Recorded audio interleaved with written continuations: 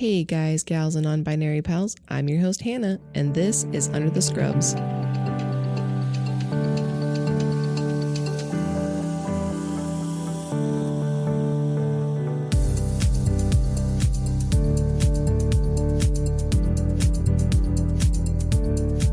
Okay, I'm recording again for the second time. If this doesn't work, I'm gonna scream.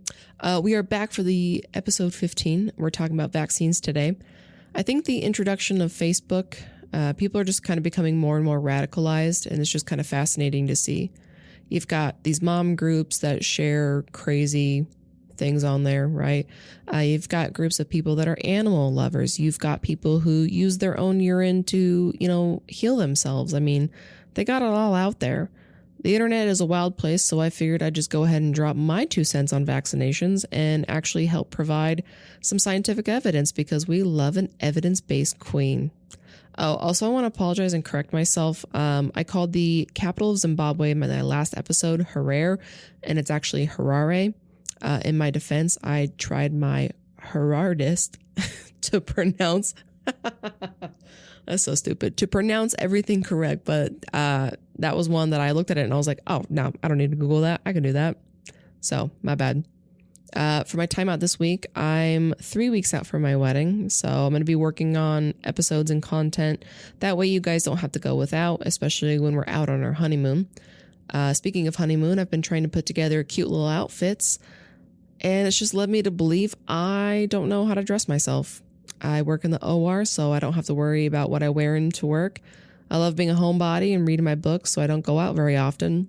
So what are hot bitches wearing these days? And if you say crop top, I'll off myself, okay? I cannot stand crop tops. I want them gone.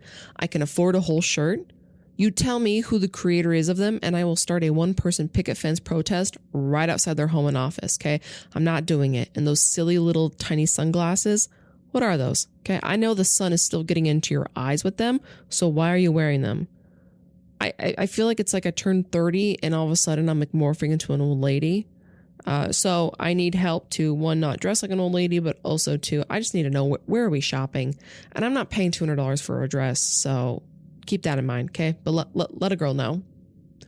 Resources for today's episode is World Health Organization, Health Resources and Service Administration, U.S. Department of Health and Human Services, historyofvaccines.org, National Geographic, CDC, NBC Dallas-Fort Worth, and Children's Hospital of Philadelphia.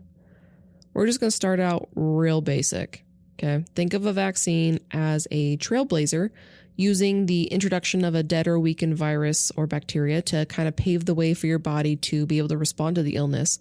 So that way in the future, if you're ever exposed to that again, your body's like, yo, I totally know what to do. I know what I need to do to fight this off. I've done it before. So your symptoms are usually more mild and the duration of your illness is shorter. And I mean, there are a ton of vaccines that protect against so many different diseases. You got cervical cancer, cholera, COVID, diphtheria, Ebola, Hep B, flu, Japanese encephalitis, measles, meningitis, mumps, pertussis, pneumonia, polio, rabies, rotavirus. Oh, I was going to try to get that all in one breath. Rubella, tetanus, typhoid, varicella, and yellow fever. Currently, we are working on a Zika virus or malaria vaccine that's currently under development.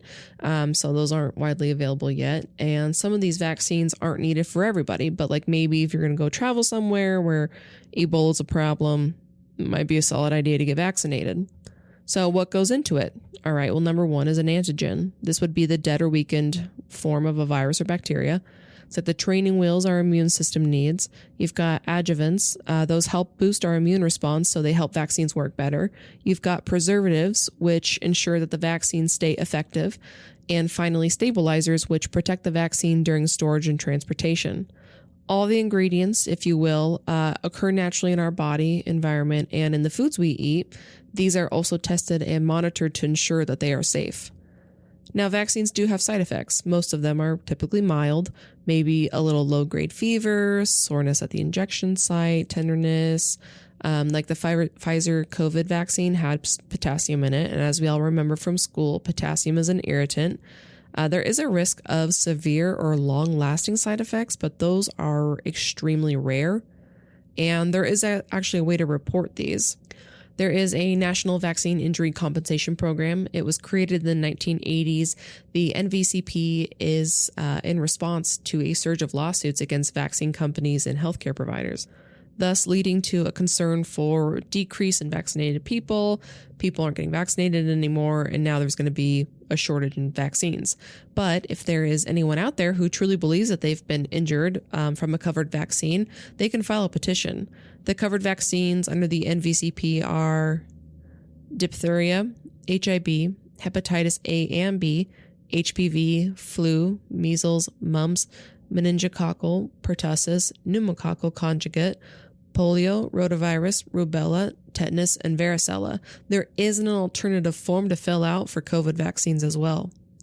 So where did the infamous link between autism and vaccinates originate from? There was a study back in 1998 that raised concerns around the MMR vaccine and autism. And this is where you're going to lose people, right? Because it was found later that the study was severely flawed and fraudulent. Okay, but unfortunately, that's already out there. People are going to see it. They're going to take it. They're going to run with it. And then they're not going to listen when you tell them, no, actually, that thing's a POS.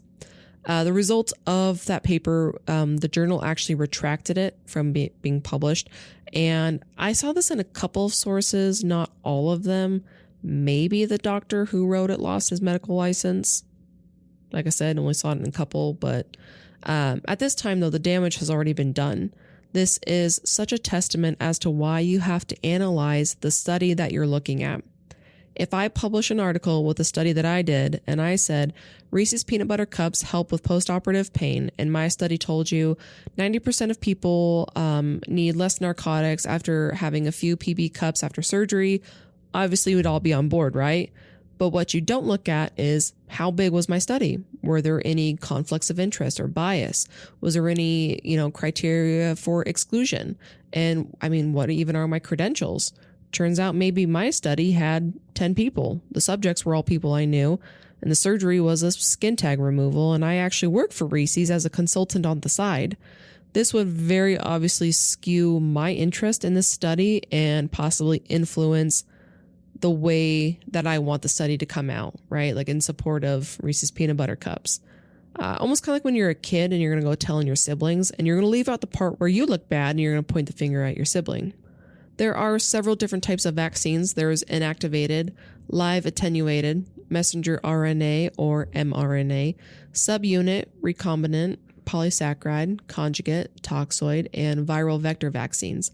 Inactivated vaccines would be the use of the dead virus or bacteria, and they really don't provide immunity that's as strong as the live vaccines. Not that they don't, they just don't provide it as strong. So that usually means that you would require several doses like booster shots in order to get ongoing immunity. Examples of this would be like hepatitis A, flu, polio, or rabies. A live attenuated would be the weakened virus or bacteria, and since they are so similar to the natural infection, they create a strong and long-lasting immune response. You would only need like 1 or 2 doses, but they do come with some limits. Unfortunately, if you, have a weakened immune system, you've got chronic health issues, or you are an organ transplant recipient, you would need to talk to your healthcare provider before doing so. And since these vaccines are dealing with live versions, they need to be kept cool and refrigerated so they don't travel well, and they can be limited in countries that have limited access to those kinds of measures. Examples of this would be MMR, rotavirus, smallpox, chickenpox, and yellow fever. mRNA vaccines have been studied for decades and was used in the development of the COVID vaccine. mRNA vaccines make proteins in order to trigger an immune response. These mRNA vaccine types have several benefits like a shorter manufacturer time, and they don't have any live viruses, means, you're not going to have a risk of causing the disease in the person getting vaccinated. So the example obviously would be the COVID-19 vaccine, and I'll touch on that a little later. There are 4 that are kind of grouped together: subunit, recombinant, polysaccharide, and conjugate vaccines. These 4 use a specific part of the virus or bacteria, so it's like the protein, sugar, or the capsid, which is like the casing around the germ. Since these vaccines are so specific, they give a very strong response that's targeted to key parts of the virus or bacteria. These can also be used, virtually on everyone, including those who have a weak immune system or chronic health issues. Downside to these vaccines, though, they might require a booster to have ongoing protection. Examples of this would be HIV, hepatitis B, HPV, whooping cough, pneumococcal disease, meningococcal, and shingles.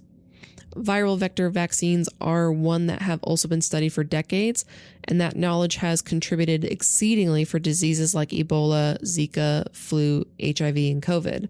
Viral vector vaccines use a modified version of a different virus as a vector to deliver protection. Several different viruses have been used as the vector, like influenza, vesicular stomatitis virus, measles, and adenovirus, which is the common cold. Adenovirus is one of the viral vectors used in some COVID-19 vaccines being studied in clinical trial. The future of vaccines bring forward two that are currently being studied. There are DNA vaccines, which are said to be easy and inexpensive to make while they produce a strong long-term immunity. And then there is recombinant vector vaccines or platform-based vaccines, and those act like a natural infection, so they are exceptional at teaching the human system how to fight germs. So what is the process of a vaccine being developed and its journey to implementation? A vaccine spends several years in a lab being researched, tested, adjusted, and trialed on small animals like mice, typically. During this part, if the vaccine is showing promise, the FDA can give approval to start testing on people in clinical trials. The clinical trials involve willing volunteers to test the vaccine, and there are phases for it. Phase 1 is the safety and dosage. So researchers are looking, is this vaccine safe? Does it cause an immune response? What are the side effects? Is there a correlation between size and dose and side effects? And this can involve anywhere between 20 to 100 volunteers. And then phase 2, they're looking at side effects and the immune response. So now the researchers are looking at what side effects are appearing more commonly in the short term, how well are people's immune system responding to the vaccine. This is where the volunteer group grows to involving several hundreds. Phase 3 is vaccine benefits. So back to the question, is the vaccine safe? How well is it working on those who got it versus people who didn't get it or got a placebo? Are there less common side effects? And this would involve several thousand volunteers. If a vaccine is successful in all of these clinical phases, the work is collected and then submitted to the FDA for them to review it. If the researchers can prove that the vaccine is safe, effective, and the benefits of receiving it outweigh any risks, and the manufacturer meets the FDA regulations, then the vaccine is approved. After the approval, it can be moved to a phase 4, which would be like studying long-term effects, long-term vaccine safety, and effectiveness. So when manufacturers are making these vaccines, they're done so in lots. This is why you get a lot number with your vaccine for like tracking purposes. And when I say tracking, I mean like if people started having a bad reaction to a certain lot number, everyone that got that certain lot number can be notified or looked into. But the manufacturer is required to test all lots that are produced, and the FDA checks the safety and quality on them as well, on top of inspecting the facilities producing them. So why the big fuss? Because unfortunately, there are misconceptions out there and misinformation being spread. Unfortunately, those who spread it are both victims and villains of misinformation. Do you overload a child's immune system if they receive multiple vaccines at once? No, there is no scientific evidence that shows the child's immune system gets overloaded.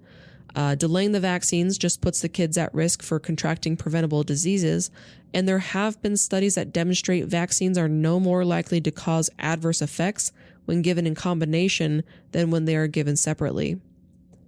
Okay, well, we don't have issues with polio anymore, some of these other old diseases, so why bother?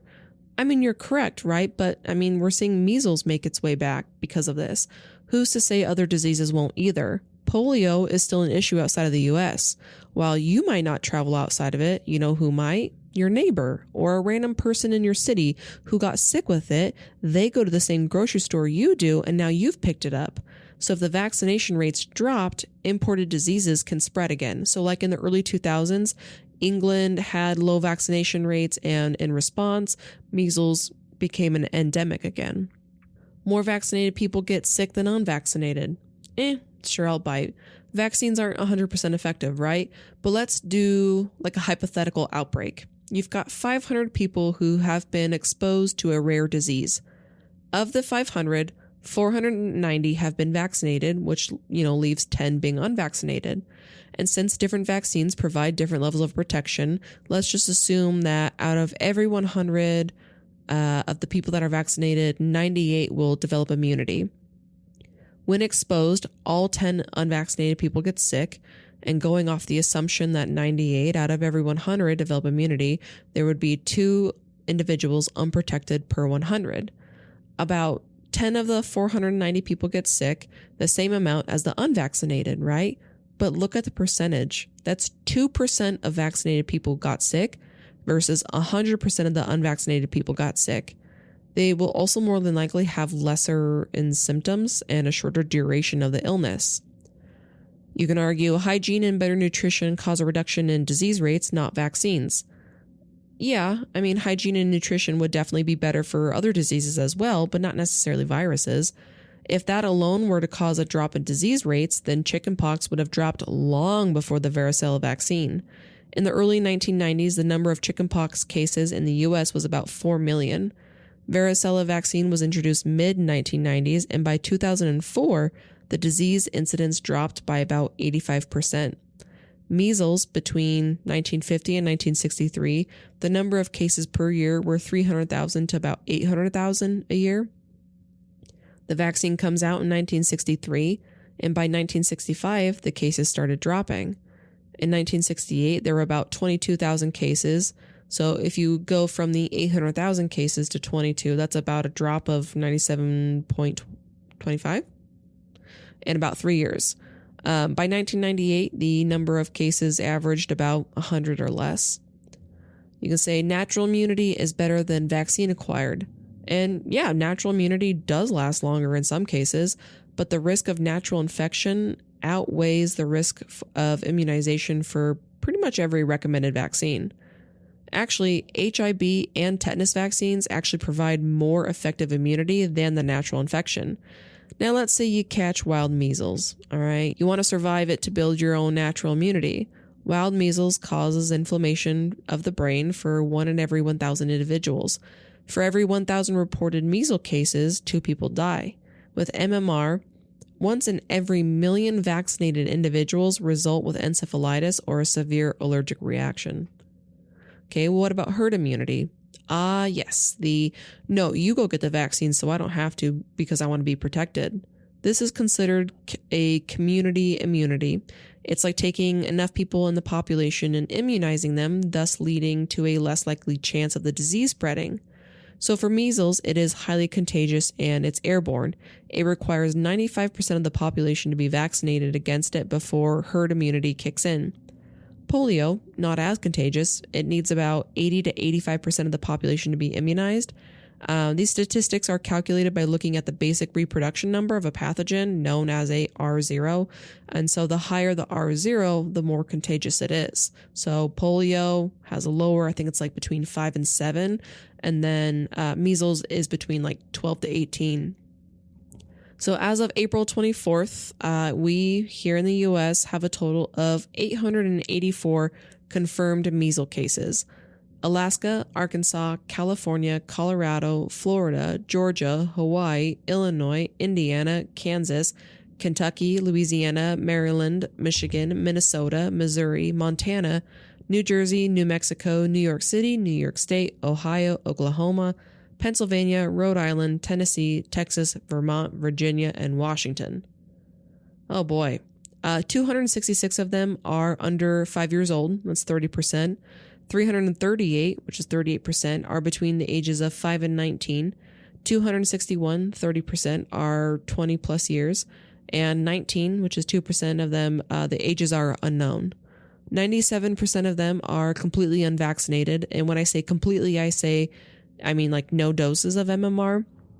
1% of them have had 1 dose, and 2% of them have had 2 doses. 11%, 94 out of the 884, have been hospitalized, and 3 have died this year. Texas is kind of ground zero. More than 65% of their cases are in Gaines County, where the virus started spreading in a close-knit, under-vaccinated Mennonite community. An 8-year-old child has passed from measles pulmonary failure, and they did not have any underlying health issues, and a 6-year-old child has died as well. New Mexico reported its first measles-related death in an adult. Our lovely Health and Human Services Director, Robert F. Kennedy, RFK, took to formerly what's known as Twitter to say that the most effective way to prevent the spread of measles is the MMR vaccine, which you're like, hell yeah, brother.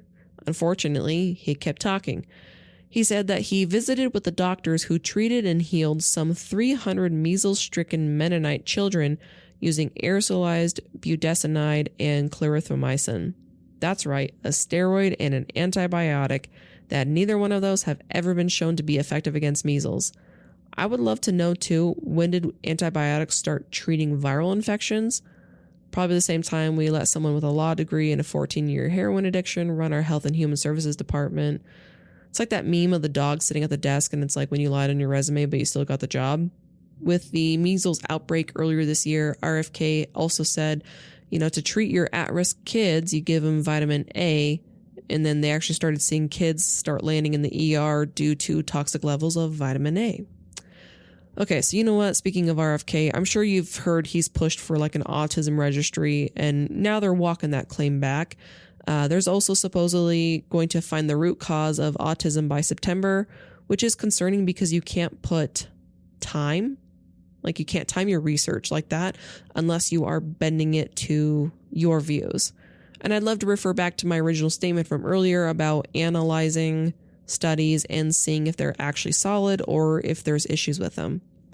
One of the biggest anti-vax groups would be those who wholeheartedly believe that vaccines cause autism. So that study from 1998, the doctor's name was Andrew Wakefield, and he published his little article, in the journal The Lancet. He described 12 children with developmental delay, and 8 of them have autism. That's a very small group, by the way. The hypothesis was that you got the MMR vaccine, you would have intestinal inflammation, proteins that are harmful to the brain would enter into your bloodstream, and then you would develop autism. So, allegedly, all these children had intestinal complaints and developed autism within 1 month of receiving the MMR vaccine. So not only is this population being studied very small, they weren't looking at the incidence of autism in both vaccinated and unvaccinated children. And the whole intestinal inflammation thing, that was observed after, not before, symptoms of autism in all 8 cases. But hey, Wakefield didn't give up. In 2002, him and his team, they put together another article examining the relationship between measles and autism. He's back to the whole, intestine thing too. He took intestinal biopsy samples looking for measles in children with and without autism. He said 75 out of 91 children with autism were found to have measles in their biopsy versus the 5 out of 70 who didn't have autism. Once again, this paper is critically flawed. When you get the MMR vaccine, the vaccine virus multiplies about 15 to 20 times. They then get picked up by special cells that are assigned to pick them up, and then they are presented to the immune system. These cells are mobile, they can travel anywhere in the body, so it is plausible that a child immunized with MMR would have the virus in their intestines. I mean, it can go there. But to determine if MMR is associated with autism, you have to determine if the finding is specific for children with autism. You have to look at children with or without it, and they must be matched for immunization status, and you also have to match them for a length of time between the vaccine and the collection of biopsies. The information was clearly available, but it was omitted from the report. The measles from the biopsies, they weren't distinguished either, whether they were natural measles or the vaccine virus. The method that was used to detect measles, it's a very sensitive. And so labs that work with the natural measles virus, they're studying it, they're at a very high risk of getting results that are false positive.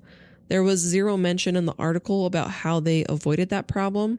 And as true for all lab studies, the person performing the test shouldn't know if the sample came from someone with autism or without. No statements were made in the methods section to assure that blinding like that occurred. Now, let me tell you about some studies that were actually done right, if I may. In 1999, Brent Taylor and his coworkers looked at the relationship between MMR and the development of autism in a well-controlled study. They observed 498 children before and after the introduction of the MMR vaccine in 1988.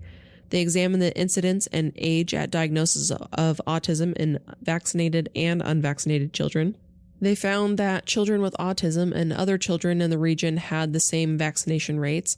There was no difference in the age of diagnosis of autism found in vaccinated and unvaccinated children, and the onset of symptoms did not occur within 2, 4, and 6 months of receiving the MMR.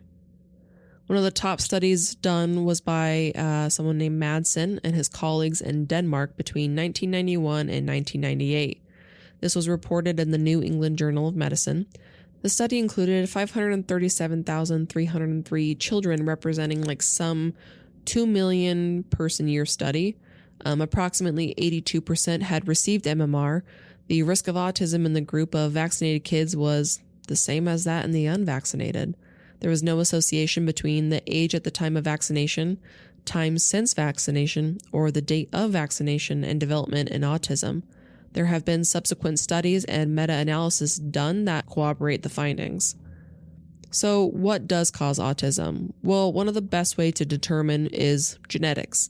Using a strict definition of autism, if you look at twins where one of them has been diagnosed, approximately 60% of the time, an identical twin is also diagnosed, and 0% of the time, a fraternal twin is diagnosed with autism. If you use the broader definition, so like autism spectrum disorder, these rates rise to approximately 92% in identical twins and about 10% of the time when the twins are fraternal. Therefore, autism clearly has some kind of genetic basis. The next would be examining the child when it's first evident that they might have autism. So you think of like children's home videos, right? Back in the day when your parents had that huge ass clunky recorder, developmental specialists were actually given multiple home videos of children, and with a very high degree of accuracy, they were able to separate the autistic child from non-autistic at the age of like a year old. I mean, that showed that there are subtle symptoms that were present and that receiving the MMR vaccine did not precede the first symptoms. There could be structural abnormalities of the nervous system. So toxic or viral injuries to the fetus can cause autism, along with certain central nervous system disorders associated with autism. That supports the notion that autism is likely to occur in the womb. So if your baby is exposed to thalidomide during the first or early second trimester, they were found to have an increased incidence of autism. And thalidomide is an immunomodulator primarily used to treat and prevent leprosy, but at the time it was being, written for treatment of nausea. Autism also occurred in children with ear abnormalities. A researcher found evidence for structural abnormalities of the nervous system in children with autism, so ones that could only have really occurred during the development of the nervous system in the womb, kind of going back to, this is occurring as the baby's being made. There's natural rubella infection. If you get congenital rubella syndrome, you're at risk for developing autism. Risk is associated with exposure to rubella before birth, but not after. And if you want to know why autism is on the rise, it's because we're evolving people. We have the technology, we have improved screening and diagnosis practice, and it's a whole ass spectrum. The definition of autism has changed as well. I mean, the spectrum initially started out at the very severe end where you're institutionalized, and if you didn't fit that criteria, you were just the weird kid in the village. Women are less likely to be diagnosed as they are very good at masking and mirroring. They blend in with the crowd, and women are more likely to experience impact in regions of the brain that affect fine motor skills, executive functioning, and emotional regulation, while they often show less social communication differences. So we are seeing the rise thanks to the awareness and to, the fine-tuning of the criteria. We can talk about HPV, human papillomavirus. I saw an article circulating about, how HPV vaccines, they cause spontaneous abortions or miscarriages in women. Okay, a quick Google search will result in many research articles popping up saying that's not true. So yes, victim of misinformation, but the fact that it's being shared as if it's the truth, with like you not fact checking, you're also the villain. Since late 2016, Gardasil has been the only HPV vaccine in the US. HPV is a viral infection, and while most of them don't lead to cancer, some can. Or warts. You want warts on your little giblets? You can get cancer of the anus, penis, vagina, cervix, vulva, and the back of your throat. Yikes. So the Gardasil protects you against the strains of HPV most likely to cause genital warts or cervical cancer. I'd recommend searching with caution, or you're going to see warts on body parts you never wanted to see, and then you'll need counseling. It's too late for me, unfortunately. I remember as a younger teenager, I never got it. I know the girls in my class were getting it. I talked to my mom about it later, and she was like, well, I was letting you decide, but I didn't know that. I had no idea what the hell I was doing. I couldn't say penis without giggling. You let me make that decision.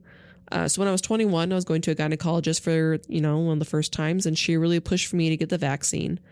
I mean, I didn't want HPV all up in there. Unfortunately, Washington State covered the vaccine until you were 18, and the series of the shots were like $300 a pop, and so I ended up going to Planned Parenthood, and they gave me my series for like $20. I'm sure they saw me whip out my little plastic baggie of quarters and dimes, and they were like, oh my God, she is so poor, and so they didn't really charge me a whole lot. So shout out to them. Planned Parenthood, you the real one. I'll touch on COVID last, as this is the most recent and utilizes a different type of vaccine. The mRNA and the protein subunit vaccines. COVID vaccines don't affect or interact with our DNA. They don't enter the nucleus of the cell where our DNA is located. Therefore, they cannot change or influence your genes. You're not going to develop late-in-life autism after your injection. You're not going to suddenly grow 3 inches. Sorry, short kings. Or you're not going to just randomly turn into a redhead.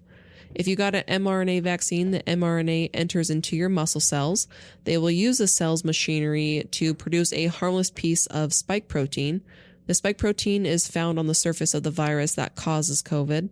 After the protein piece is made, our cells break down the mRNA and remove it, leaving the body as waste. Next, our cells display the spike protein piece on their surface. Our immune system recognizes that that protein does not belong there, and it'll start to produce antibodies and activate other immune cells to fight off what it believes is infection. At the end of this process, our bodies have learned how to help protect against further infection with the virus that causes COVID. Researchers have been studying and working with mRNA vaccines for decades, like for the flu, Zika, rabies, and the cytomegalovirus.